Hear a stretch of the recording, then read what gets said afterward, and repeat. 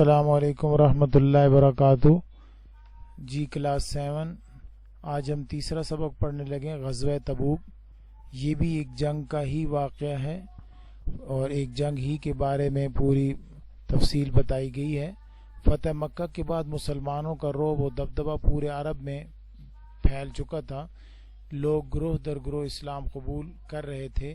ارد گرد کی ریاستیں جن کے فرمانرواؤں کو نبی اکرم صلی اللہ علیہ وسلم پہلے ہی خطوط لکھ کر اسلام کی دعوت دے چکے تھے، مسلمانوں کی اس بڑھتی ہوئی طاقت سے خوف زدہ تھے۔ روم کا حکمران ہرقل اس میں سر فہرست تھا۔ اس نے 40,000 کا لشکر تیار کیا۔ جب حضور اقدس صلی اللہ علیہ وسلم کو اطلاع ملی کہ رومی فوجیں مسلمانوں پر حملہ آور ہونے کے لیے شام کی سرحد پر جمع ہونا شروع ہو رہی ہیں، تو آپ صلی اللہ علیہ وسلم نے صحابہ کرام کو جہاد کی تیاری کا حکم دے دیا۔ یہ اس کا پس منظر ہو گیا کہ غزوہ تبوک ہوا کیوں۔ جہاد کی تیاری صحابہ کرام نے کیسے کی؟ مسلمانوں کے لیے قحط سالی کی وجہ سے یہ سال مالی تنگ دستی کا سال تھا۔ نبی اکرم صلی اللہ علیہ وسلم کے حکم پر صحابہ کرام نے جہاد کی تیاری میں بھرپور حصہ لیا۔ انہوں نے نبی اکرم صلی اللہ علیہ وسلم کے حکم پر لبیک کہتے ہوئے اللہ تعالی کی راہ میں مال خرچ کرنے کی ایسی مثالیں قائم کی جن کو قیامت تک یاد رکھا جائے گا۔ اس موقع پر حضرت بکر صدیق نے اپنے گھر کا سارا سامان نبی اکرم صلی اللہ علیہ وسلم کی خدمت میں پیش کر دیا۔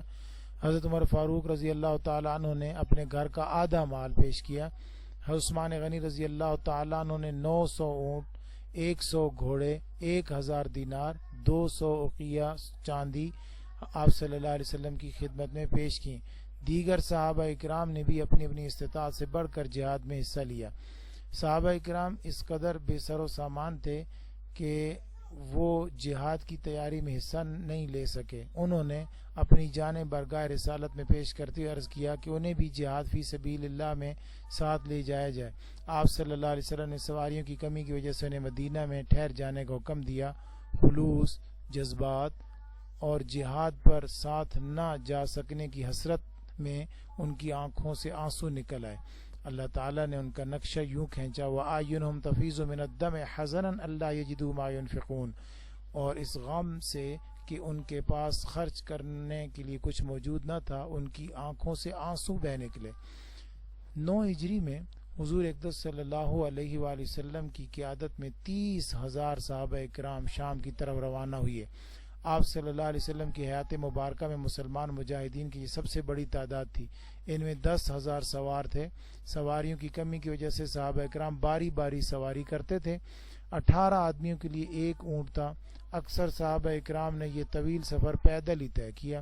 مسلمانوں نے 805 کلومیٹر کا یہ فاصلہ انتہائی استقامت، صبر، حوصلے اور جوانمردی سے طے کیا۔ سفر کی تمام تر تکالیف کو عزم و ہمت سے برداشت کیا۔ سامان کی کمی اور سفر کی تکلیف کی وجہ سے اسے جیش العسرہ یعنی تنگی کا لشکر کہا جاتا ہے۔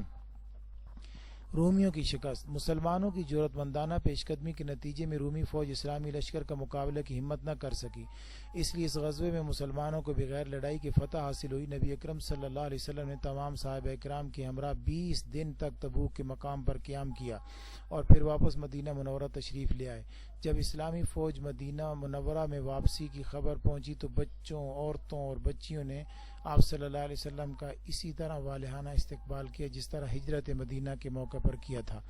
اس جنگ کے نتائج یہ نکلے کہ مسلمانوں کے حوصلے بلند ہو گئے، رومیوں اور شامیوں کے حوصلے پست ہو گئے۔ گرد و نواح کی عیسائی آبادیوں پر مسلمانوں کا رعب اور دبدبہ بڑھ گیا۔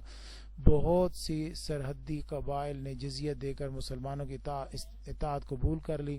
اسلامی سلطنت کی سرحدیں مزید پھیل گئیں۔ کئی قبائل اسلام کی حقانیت کو تسلیم کر کے مسلمان ہو گئے۔ صحابہ اکرام نبی اکرم صلی اللہ علیہ وسلم کے ہر حکم کی اطاعت و فرما برداری کرتے تھے۔ مال و دولت کو نبی اکرم صلی اللہ علیہ وسلم کی ایک آواز پر حاضر خدمت کر دیتے تھے۔ صحابہ اکرام رضی اللہ تعالیٰ عنہم کی ہمیشہ کوشش رہتی تھی کہ اسلام کی عزت اور وقار کی خاطر اپنا سب کچھ خرچ کر دیا جائے۔ اس سبق سے ہمیں یہ معلوم ہوتا ہے کہ اللہ تعالیٰ انسان کے دل کا تقوی اور نیتوں کو دیکھتا ہے اور خالص نیت ہونے کی وجہ سے کامیابی سے ہمکنار کر دیتا ہے۔ اگر ہم سیرت طیبہ، اگر ہم سیرت رسول صلی اللہ علیہ وسلم اور سیرت صحابہ کو اپنی زندگی کا لازمی حصہ بنا لیں تو کامیابی ہمارے قدم چومے گی۔ بچوں یہ سبق اس کی اچھی طریقے سے ریڈنگ کریں اور اس کو سمجھیں. اس کے جو سوال جواب آپ کو دیے جا رہے ہیں ان کو اپنی کاپی پہ حل کریں. اللہ حافظ.